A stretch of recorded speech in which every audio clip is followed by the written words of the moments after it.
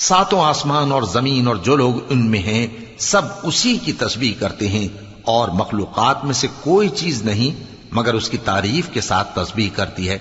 लेकिन तुम उनकी तस्बीह को नहीं समझते। बेशक वो बुर्दबार है, गफ्फार है। और ए नबी, जब तुम कुरान पढ़ा करते हो तो हम तुम में और उन लोगों में जो आखिरत पर ईमान नहीं रखते छुपा हुआ पर्दा यानी हिजाब डाल देते हैं,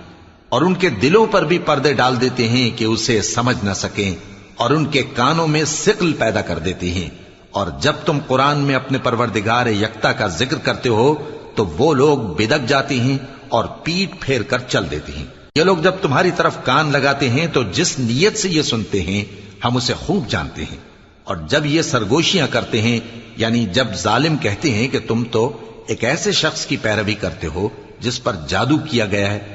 देखो इन्होंने किस किस तरह की तुम्हारे